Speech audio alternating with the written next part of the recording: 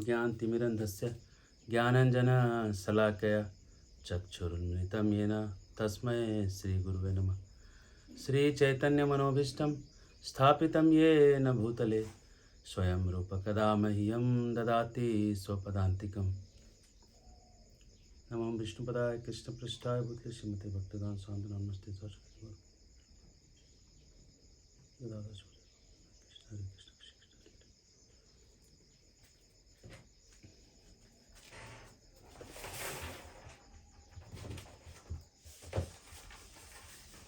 हम लोगों ने कल देखा कि वेद जो हैं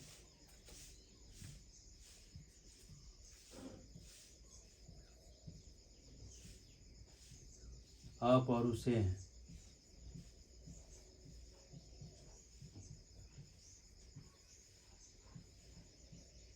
किसी पुरुष के द्वारा नहीं लिखा गया। और फिर हमने देखा कि पुराण जो हैं और इतिहास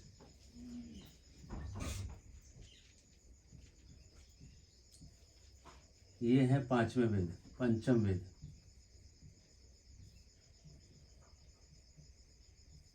पुराण और इतिहास पंचम वेद हैं।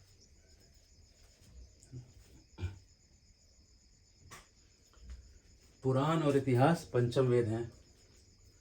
और इतिहास का मतलब है रामायण,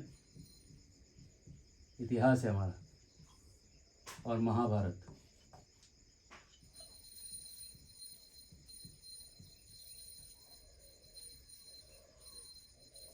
ये है पांचवें वेद हैं। इतना तक हमने कल देखा था।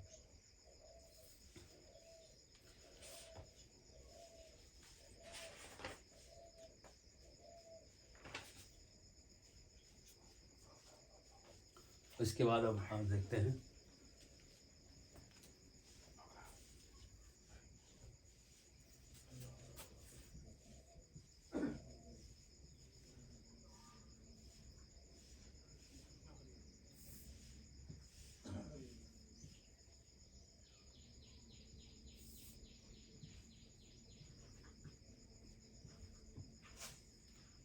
वेद पढ़ने के लिए वेदांग पढ़ना पड़ता है। वेदांग, बिना वेदांग पढ़े वेद नहीं समझा जा सकता। वेदों को कैसे पढ़ते हैं इसके बारे में आज चर्चा है। आज का विषय है हाउ टू स्टडी। वेद पढ़ा कैसे जाता है, तो वेदांग का जानकारी होना जरूरी है वेद पढ़ने के लिए। और वेदांग क्या है तो देखिए, पहला चीज है शिक्षा।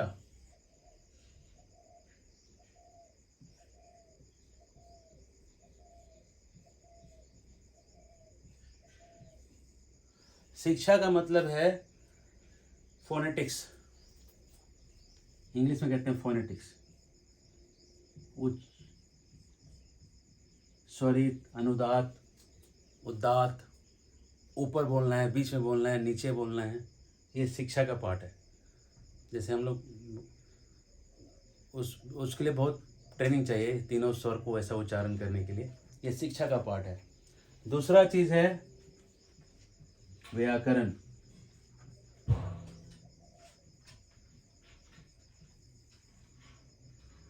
व्याकरण का मतलब है ग्रामर।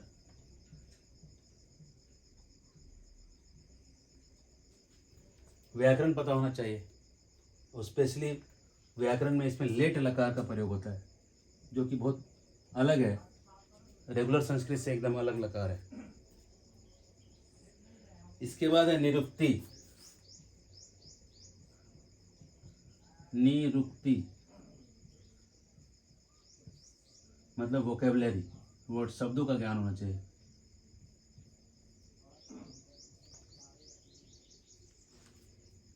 ठीक है। और ज्ञान होना चाहिए छंद का। छंद का मतलब होता है मीटर। जैसा अनुष्टुप छंद है रामायण में, उसको मीटर कहते हैं।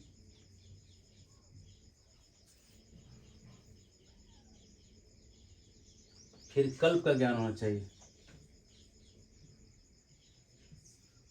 उसके बाद ज्योतिष का ज्ञान होना चाहिए।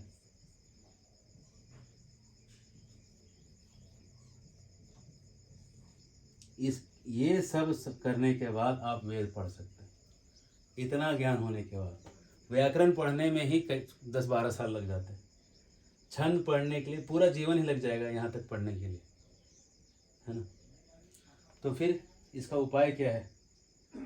एक श्लोक है, चत्वारी श्रृंगा, 4 सींग, त्रयोदश पादा, 3 पैर, शीर्षे, 2 शीर्षे, 2 सिर, सप्त हस्ता, 7 हाथ, ऐसा, है ना।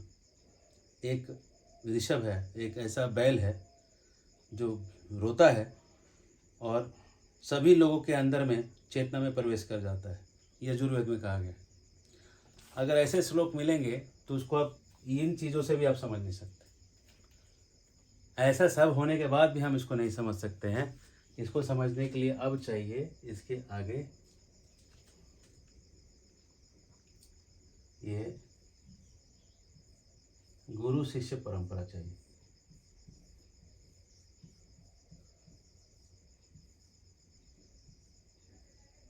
साक्षात्कार होना चाहिए, तब उसको सिखाएगा, तब जाके वो उसको उठ बता के देगा, है ना। तो इसलिए ये वेदों को पढ़ने की जो कठिनाइयाँ हैं उसको समझते हुए वेदव्यास जी ने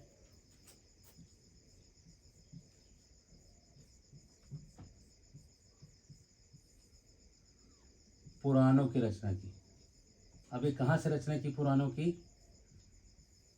तो जो भगवान के साथ से जो निकले 100 करोड़ श्लोक थे, टोटल 100 करोड़ श्लोक थे, उसी से उन्होंने वेद बनाए और उसी में से 4 लाख श्लोक जो हैं वो निकाल के उन्होंने पुराण बनाए, ओरिजिनल 100 करोड़ श्लोकों से।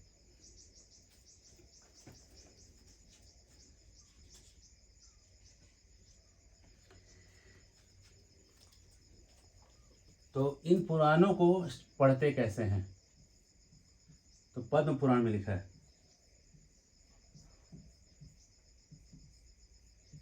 ये नंबर आप नोट करिए। पद्म पुराण के उत्तरखंड के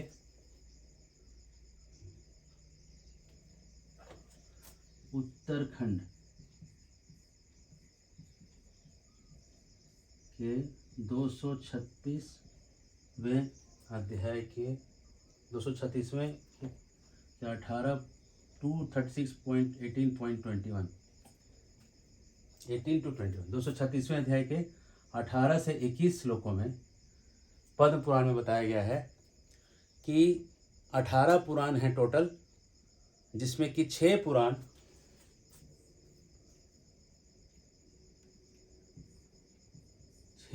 जो हैं वो सतोगुणी हैं।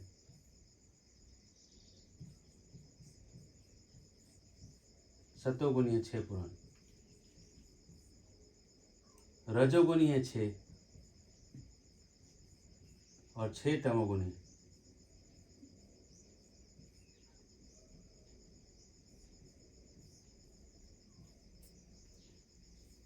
तो सत्यगुणी पुराणों का नाम है विष्णु पुराण, भागवत पुराण, पद्म पुराण, गरुड़ पुराण,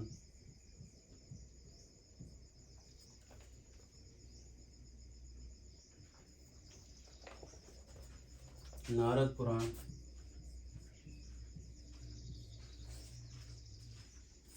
और वराह पुराण। ये सारे पुराण जो हैं, 6 पुराण जो हैं सतोगुणी हैं। रजोगुणी पुराण जो हैं वो हैं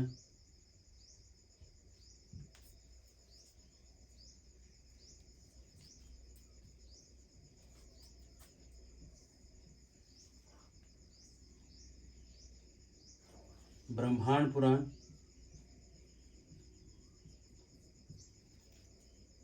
ब्रह्म वैवर्त पुराण,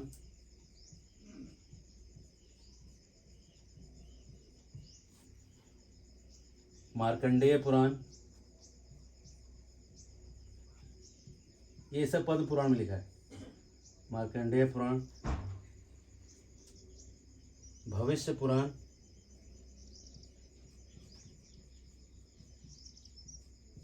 वामन पुराण और ब्रह्म पुराण। ये 6 पुराण जो हैं रजोगुण में, और तमोगुणी पुराणों के नाम हैं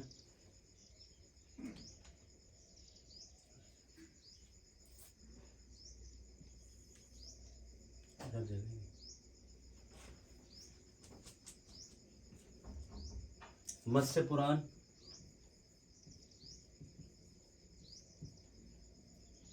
कूर्म पुराण, लिंग पुराण, शिव पुराण, स्कंद पुराण। तो मुझे दिख नहीं रहा है उधर वाला। नहीं दिख रहा है, मैं आगे करता हूँ। एक मिनट, इसको मैं आगे ले लेता हूँ, नेक्स्ट पेज पे।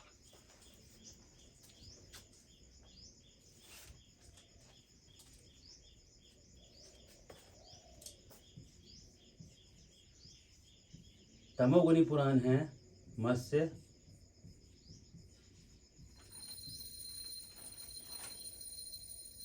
कूर्म,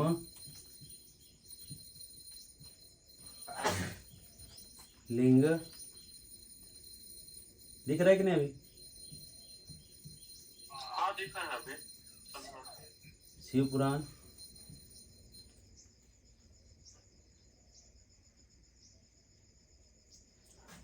स्कंद पुराण और अग्नि पुराण।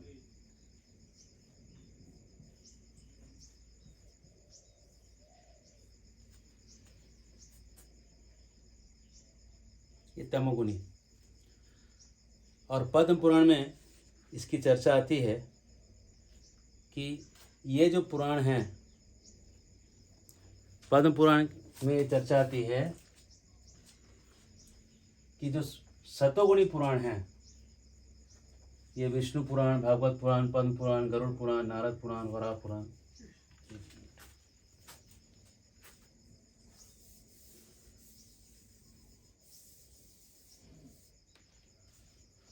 सतोगुनी जो पुराण है,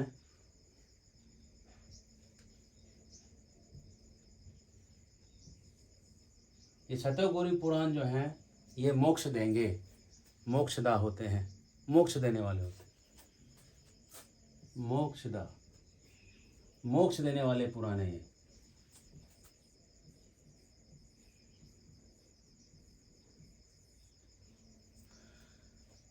ये पद्म पुराण स्वयं कह रहा है कि ये जो पुराण है सतोगुनी, ये मोक्ष देने वाले हैं। तो कोई कह सकता है कि इधर के पुराण ही इधर बोल रहे हैं इन चीज़ों को, है ना। लेकिन स्कंद पुराण जो है, देखिए इधर है, स्कंद पुराण तो तमोगुनी में क्वालिफाई किया गया है इसको। तो स्कंद पुराण कहता है कि अगर भाद्र पूर्णिमा के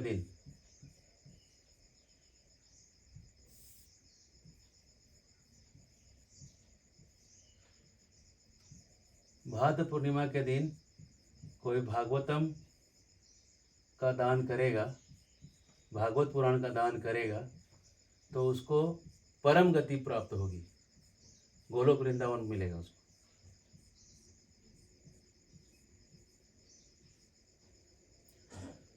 तो सारे पुराणों में कहीं ना कहीं आपको ये चीज़ मिल जाएगा कि सतोगुनी पुराण जो है ज़्यादा श्रेष्ठ है, मोक्ष देने वाले हैं। और सतोगुनी पुराणों में विशेष रूप से भागवत पुराण सर्वश्रेष्ठ है। ये स्कंद पुराण में है, ये पद्म पुराण में है, ये गरुड़ पुराण में भी है कि भागवत पुराण सर्वश्रेष्ठ पुराण है।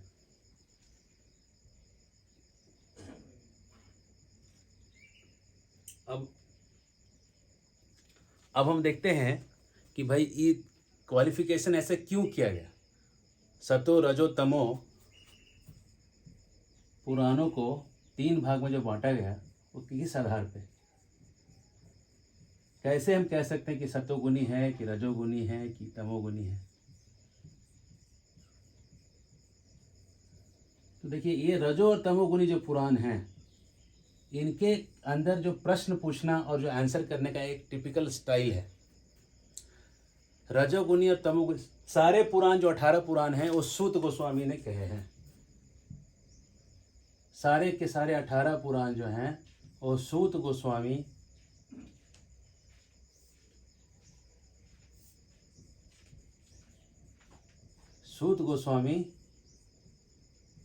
नैमिषारण्य के ऋषियों को बोल रहे हैं। नैमिषारण्य में हुए सारे वार्तालाप, नैमिषारण्य।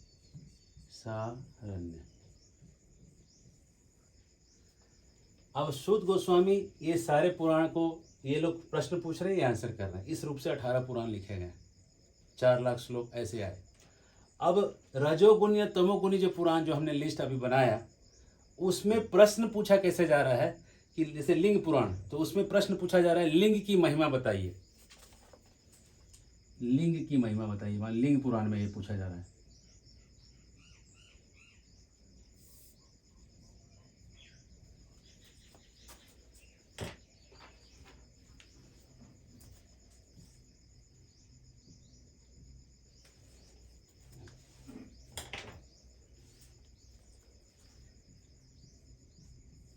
लिंग पुराण में बताइए, लिंग की महिमा बताना है। तो अब क्या है, जो आंसर करने वाले हैं वो केवल इसी क्वेश्चन के ऊपर ही आंसर कर पाएंगे। उनको फुल फ्रीडम नहीं दिया गया आंसर करने के लिए। उनको यही कहा जा रहा है कि आप लिंग की महिमा बताइए। तो लिंग की महिमा बताना होगा, इधर उधर कुछ तो बोल नहीं सकते हैं, है ना। तो लिंग की महिमा बताना है, तो क्वेश्चन रिस्ट्रिक्ट हो गया। तो इसमें है रिस्ट्रिक्टेड क्वेश्चंस।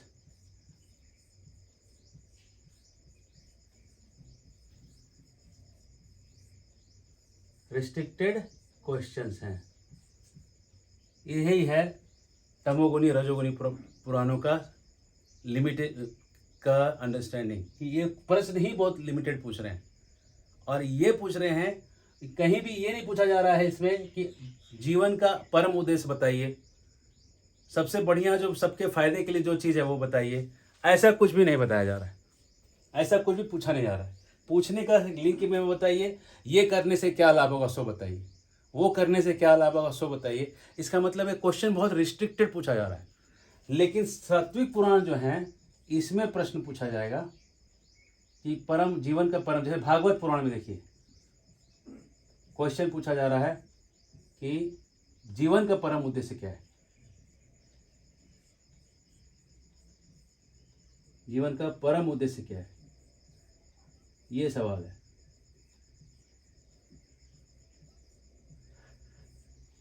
ये सवाल ये पूछा जा रहा है, जीवन का परम उद्देश्य पूछा जा रहा है ना।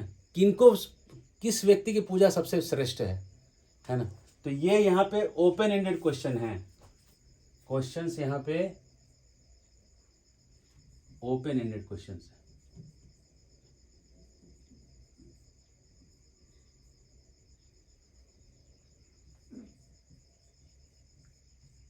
इस फर्क को समझिए। सतोगुनी पुराणों में ऐसे प्रश्न पूछे जाते हैं और रजो तमोगुनी पुराणों के क्वेश्चंस बहुत रिस्ट्रिक्टेड क्वेश्चंस हैं। इसलिए इसमें परम ज्ञान नहीं दिया जा सकता, क्योंकि भाई वो पूछ ही उतना रहा है, उसके आगे उसको नहीं बता सकते हैं। और इसलिए जब उसको पूरा खुल के बताना है तो इसमें सतोगुनी पुराण आना पड़ता है। और भागवत के पहले ही 6 सवाल, पहले ही अध्याय में जो 6 सवाल हैं, वो 6 सवालों में यही बोला जाए, मनुष्य मात्र का परम कल्याण कैसे हो सकता है सो बताइए, किनकी पूजा परम है सो बताइए। ऐसे प्रश्न है भागवत में। इसका मतलब क्वेश्चंस का जो स्टाइल है वो ओपन एंडेड क्वेश्चंस है। उसमें छूट दिया जा रहा है कि आप बोलने वाले को कि आप जो बोलना चाहें सो बोल दीजिए। आगे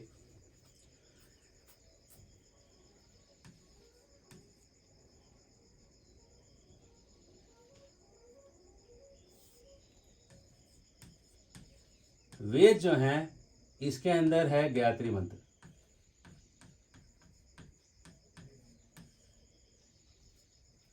वेद में गायत्री मंत्र है। अब गायत्री मंत्र जो है वो उसको जपने के लिए द्विज होना पड़ता है। लेकिन पुराणों के जो स्पीकर हैं सूत गोस्वामी, वो द्विज नहीं हैं। सूत गोस्वामी न ब्राह्मण परिवार में जन्मे, न क्षत्रिय परिवार में जन्मे, न वैश्य परिवार में जन्मे। तो सूत गोस्वामी जो हैं वो इसको बता रहे हैं। इसका मतलब है कि पुराणों की चर्चा एक ज़्यादा विशेष है। कैसे? क्योंकि भागवत पुराण का जो पहला श्लोक है, भागवत का पहला 1.1.1 वो है जन्मादि यस्य यथा अन्वयात् इतरतश्चार्थे स्वभिज्ञ स्वराट तेन ब्रह्म हृदयादि कवये मुह्यन्ति यत् सूर्यः तेजो वारी मृदाम यथा विनिमयो यत्र तिसर्गो मृषा धाम्ना स्वेन सदा निरस्तकुहकम सत्यम परम धीमहि। इसमें धीमहि शब्द आ रहा है और धीमहि शब्द आने के कारण ये श्लोक एक गायत्री मंत्र है। और भागवत का आखिरी श्लोक है नाम संकीर्तनम यस्य सर्व पाप प्रणाशनम। तो ये दोनों भी गायत्री मंत्र हैं और इसलिए पूरा का पूरा भागवत गायत्री मंत्र को खोला हुआ एक स्वरूप है। समझिए कि अगर कोई फार्मूला दिया गया है कॉम्पैक्ट और उसको एक्सपैंड कर दिया गया उस फार्मूले को, तो एक्सपैंडेड जो फार्मूला है वो है भागवतम और कॉम्पैक्ट फार्मूला जो है वो वेद में दिया है। तो कॉम्पैक्ट फार्मूला जो है उसको समझना जो है बड़ा कठिन है गायत्री, लेकिन उसी गायत्री को भागवत एक्सप्लेन करके दे रहा है ना। और गायत्री को करने के लिए बहुत नियम लगता है, इसको करने के लिए कोई नियम नहीं, कोई भी पढ़ सकता है ना। पढ़ना आसान है, संस्कृत आसान है और इसलिए भागवतम जो है वो टॉप का स्क्रिप्चर हो गया। ये सबसे ऊपर का शास्त्र हो गया और भागवत के जो प्रमाण हैं वो सबसे ऊपर चले गए, क्योंकि भागवत जो है सबसे लास्ट में लिखा गया। वेद व्यास जी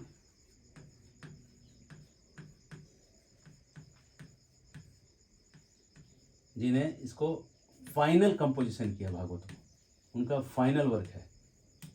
इसके बाद उन्होंने और कोई किताब नहीं लिखा, भागवत उनका फाइनल वर्क है।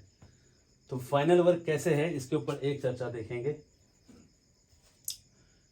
एक बार की बात है, to cut the long story short, Gautam Rishi ने श्राप दिया था कि गौतम ऋषि के श्राप के कारण कली का प्रवेश सारे शास्त्रों में हो गया, शास्त्रों को दूषित हो गया। शास्त्रों के अंदर कली का प्रवेश मतलब उसको इंटरप्रिटेशन देने के लिए जो लोग हैं वो गलतियां करने लगे। तो उसको सुधारने के लिए भगवान स्वयं अवतार लेके आए। और ये जो अभी कलयुग चल रहा है 28वां, 7वें मनवंतर का 28वां कलयुग। हम जानते हैं कि ब्रह्मा जी के एक दिन में 14 मनु आते हैं। पहले मनु थे स्वयंभू मनु और 7वें मनु है वैवस्वत। एक मिनट, स्वयंभू मनु थे पहले मनु थे। 7वें मनु है वैवस्वत और 7वें मनु के 28वें महायुग में हर बार जब कलयुग आता है तो कलयुग के पहले एक वेदव्यास जी आके उसको लिख के जाते हैं। तो 27वें महायुग के वेदव्यास जी थे पराशर ऋषि और 28वें के जो वेदव्यास बने पराशर ऋषि ही व्यास बने थे उसमें।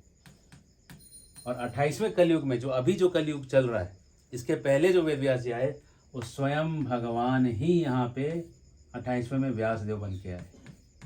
स्वयं भगवान ने अवतार लिया वेदव्यास बनने लिए। क्यों भगवान स्वयं आए? क्योंकि गौतम ऋषि ने जो श्राप दिया था उसके कारण भगवान स्वयं आके शास्त्रों को फिर से उसको स्थापित करके उन्होंने फिर से वो स्थापित करके उसको रख दिया। इसलिए वेदव्यास जी स्वयं भगवान ही अवतार लेके इस बार वेदव्यास बने थे। और वेदव्यास जी ने क्या किया, 100 करोड़ जो श्लोक थे वेदों के उसमें से 4 लाख जो है पुराणों में निकाले, बाकी उन्होंने वेदों में डाले। और ये 100 के 100 करोड़ श्लोक जो हैं कहीं ना कहीं ब्रह्मांड में रहते हैं। यहाँ पे जितने अवेलेबल हैं उसमें सबसे ज़्यादा जो 4 लाख जो श्लोक है पुराणों के वो पूर्ण रूप से यहाँ पे मिलते हैं।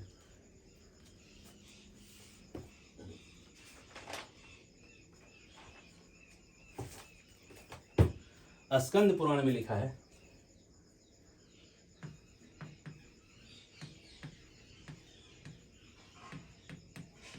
कि जो एक श्लोक भागवत का रोज पढ़ेगा,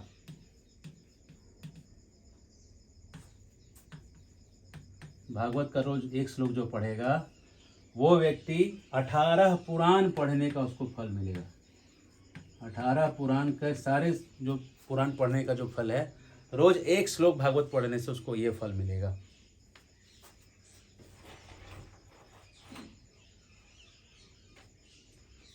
तो हमने ये स्थापित किया कि भागवत जो है वो टॉप का पुराण है और भागवत जो है सभी वेदों का सार है। हमने देखा कि कैसे वेद व्यास जी ने अपना फाइनल कंक्लूजन भागवत दिया था। और एक लास्ट चीज़ हम दिखा रहे हैं। पहले वेद व्यास जी ने, जो स्वयं भगवान थे, उन्होंने 4 वेदों को अपने शिष्यों में उसको जो है स्थापित किया। 4 वेद लिखने के बाद उन्होंने इतिहास लिखा महाभारत के रूप में, उसके बाद महाभारत, और उन्होंने लिखा पुराण की रचना की। पुराणों की रचना करने के बाद उन्होंने फिर वेदांत सूत्र की रचना की। वेदांत सूत्र की रचना की और वेदांत सूत्र लिखने के बाद उन्होंने फाइनल कंक्लूजन निकाला भागवत पुराण। उसी का कमेंट्री दिया, वेदांत का ही कमेंट्री दिया उन्होंने भागवत में।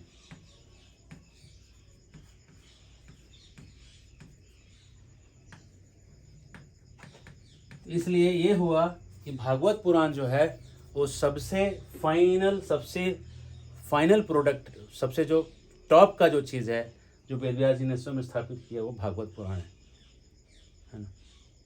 और भागवत पुराण का आखिरी का श्लोक है, नाम संकीर्तनम यस्य सर्व पाप प्रणाशनम, कि अगर हम नाम का कीर्तन करें तो सारे पापों का नाश होगा। हरे कृष्णा कृष्णा कृष्णा हरे हरे, हरे राम राम राम हरे हरे। अब चूंकि भागवत इस्टेब्लिश हुआ है, भागवत के ऊपर से हम 2 चीज़ और देखेंगे। हम देखेंगे कि भागवत जो है, भागवत के अंदर आत्मा परमात्मा का ज्ञान क्या है वो देखेंगे अगले सेशन में। और फिर ये आत्मा कहाँ से आती है, किस जगह से आती है, इन प्रमाणों के आधार पर बात करेंगे। क्योंकि प्रमाण जब तक स्थापित नहीं होते तब तक आगे चर्चा नहीं हो सकती है। तो चर्चा करने का हमारा बेसिस है ये प्रमाण, भागवत पुराण। अभी हमने इस्टेब्लिश किया कि वेद हैं अपौरुषेय,